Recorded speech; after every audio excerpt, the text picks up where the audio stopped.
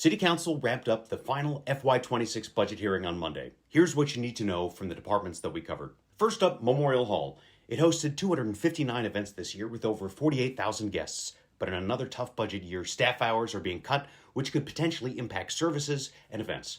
Council had a robust and contentious debate about the trade-offs between maintaining this incredible space and the services it provides to our city and the tremendous pressures of inflation. The mayor has procured a $95,000 planning grant to build a profitability plan for this building, and we're expecting that in the spring. But when you're choosing between operating Memorial Hall and a salaried position for a teacher or a firefighter, it's an unfortunate symptom of a larger fiscal distress. Now, City Council voted to keep this building open, and in my personal opinion, that was closing this treasure would have a negative impact on both our community culture and our downtown business. Next up is the Melrose Police Department. Their budget is 95% salaries. Now, the city is cutting 2 officer patrol positions, about 5 to 6% of the force. Unfortunate in an environment that is extraordinarily difficult to recruit new officers.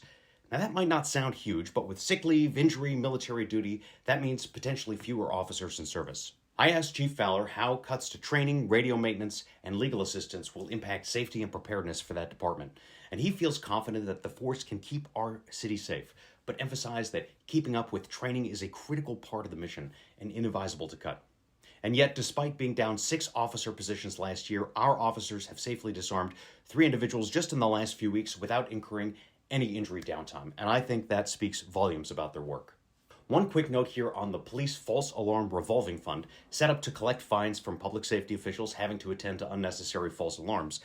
While funds can be used for fleet maintenance, this year it's mostly dormant, with only $107 left in the fund. Our auditor's office is a small but mighty force, handling payroll, audits, and making sure our financial house is in order. No major changes in line here, but it's always good to spotlight the behind-the-scenes teams who keep our city running. As we covered last week, the city is transitioning to a private ambulance service to save significant overtime money. And we're winding down the ambulance enterprise fund that collects all the revenues from that ambulance service. All assets and liabilities are going to move into the city's general fund starting on July 1st. And last but not least, emergency management.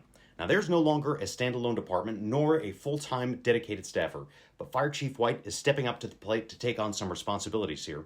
It keeps us compliant with state and federal requirements, having to coordinate with FEMA and MEMA respectively, but it means that Melrose will be less involved in the emergency preparedness planning world. Now, that's a wrap on this year's budget hearings. I'll have some final thoughts as we vote on the full budget next week in the full City Council. But if you've got any questions on anything we've covered, I'm always just a message away. Thanks so much, everybody.